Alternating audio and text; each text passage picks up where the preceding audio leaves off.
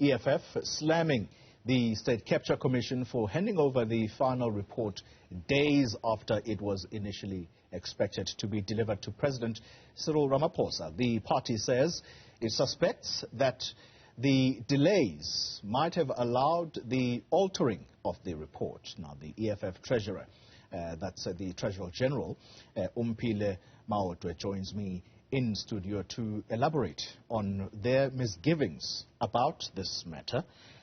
Ms. Maotwe, thank you very much for your time. Do you not accept the apology of the State Capture Commission Chair, Chief Justice Raymond Zondo? Good morning, Colin. Good morning to the viewers of Newzroom. No, we don't. Zondo must know that he's not the law unto himself. These timelines, they are his own timelines that he set out himself. Remember that the state capture was supposed to have been concluded a long time ago, and it kept on being postponed, and the postponement meant that there's more money that was needed. So it's a sign of an incompetent man who doesn't know, who has got no appreciation of the office that he's having. It must be a misconduct that you start a project and you project that you're going to finish this project in 12 months with so much money that you want to spend. Now the project has gone to 2-3 years later, and it means that you have now spent twice or even more than what you had anticipated. Mm-hmm. And now you are at the end where it's within your office, really within your office, no one outside, to compile a report and hand over the report to the president. And you keep on delaying it. Now, his apology is saying what exactly? Because it's 7 days later, Oli. So what has caused the 7 days delay? Let me put it to you this way. Let me put it to you this way. A South African listening to you right now, would they not be justified when they say the EFF is being petty here? If anything, this was over 1,800 pages of proofreading that document in order to make sure that the errors are eliminated. But I suppose, more important, this report, some people are obviously going to take it for a judicial review. And so it's in the best interests of the commission chairperson that they present to the public, after $1 billion has been spent, a document that is credible. Does that not stand out for you? Judge Zondo is a judge, he's a lawyer by profession. And everybody else who was surrounding him are lawyers. So how do we now come and say when the report can be taken for review? It's compiled by the lawyers who have been part of the process throughout. That's what we're saying. And we're saying there's no justifiable reason why it should have delayed. Because we know that this ruling party, and foolishly as he is, Judge Zondo, he says I was having a telephone conversation with the president days before the release of the report. So you can just think for yourself to say, what were they discussing instead of handing over the report? But also, I don't know which South Africans you're talking about, because if you are living in South Africa, you'll know that the South Africans have been up in arms to say, why is there a delay? It's not only the EFF that has come out, guns blazing, saying, why is the report not being released? Every South African has been asking questions, why is the final report not being released by Judge Zondo? And it must be condemned. We must not allow that to happen. Because you have a financial year, for an example. Every year, as a law citizen of this country, you are expected to file returns yourself. You never ask for extension. You know that in April, you close your financial year. Yeah. 3 months later, you must submit your financial statements. No one is allowed or has ever been given beyond what the Zondo Commission has been given. So we must never, ever accept that nonsense of Judge Zondo. All right. So deadlines aside, let's talk about the work of processing this document through National Parliament. You sit there, you are an MP. Firstly, let's start with accepting the recommendations or adopting the recommendations of this report. Do you think that parliamentarians are capable of taking the interests of South Africans to heart when processing this work instead of partisan behavior? So, yeah. So one thing we need to understand is that in Parliament we are representing political parties, and the majority right now is the ANC. And even worse, now that we do our work through Zoom, you know, when you vote there, they just say, EFF has got 45 people on the platform, ANC has got 200, therefore ANC with the 200 people, they agree. It is no longer the case of an individual making a decision to say, I'm agreeing or not. Because when you are physically in parliament and you don't agree with this, you can just disappear and go to the bathroom. And the doors are closing and they close you out.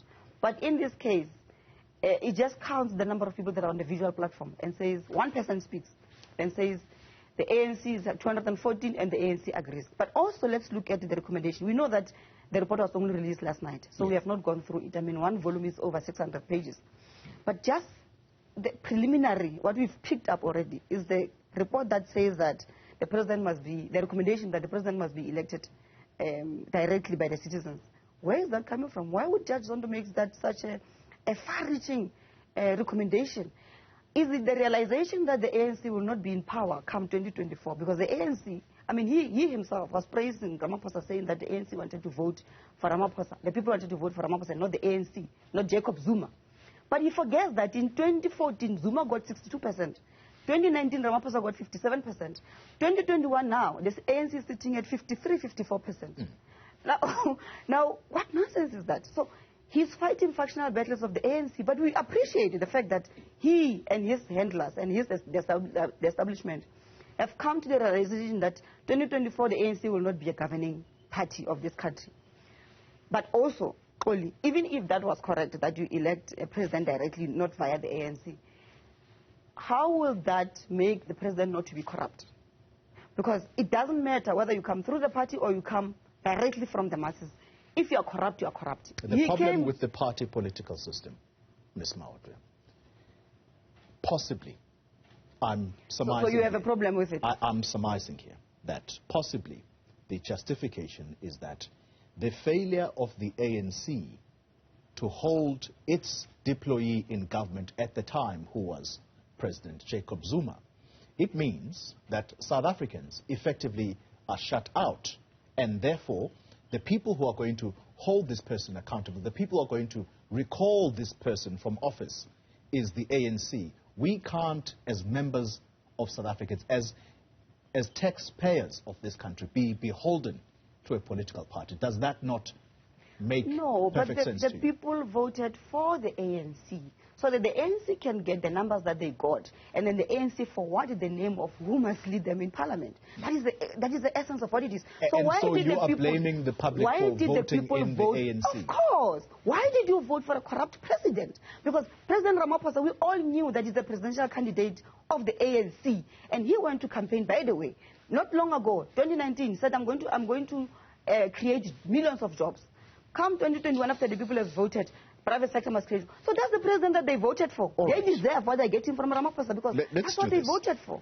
Why don't we focus the attention, perhaps, for a start, on those members of parliament, those chair of committees, like Mosebenzi Zwane, who are implicated in this report.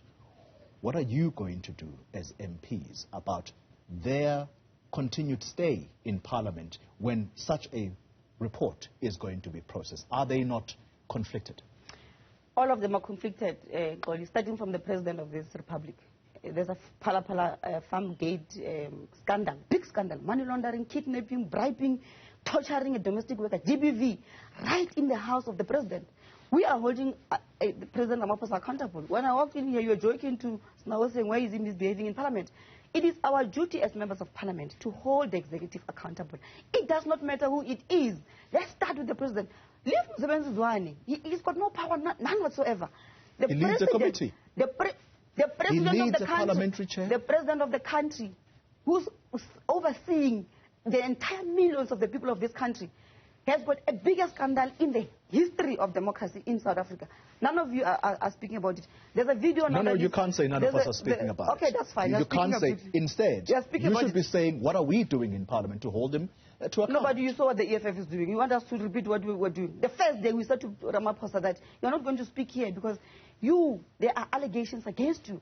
Now the same president, there's a video that is circulating. He had a meeting there at Angola saying that one of President of South Africa is not as good as me being the President of Angola. I'm going to send that video to you. You must play it there for the country to see what the president is saying. He says being the president of this country is a side hustle. What is more important is being the president of Angola. That's the president that the people of South Africa elected in 2019. Please share that video now that you've said it publicly. Yes. I'm sure South Africans would want to see and that. Please play it and please put it on Newzroom. I've given it also to the communications to flight it. Thank you very much for your time. Omphile Maotwe, the treasurer of the EFF. Thank you very much for your time.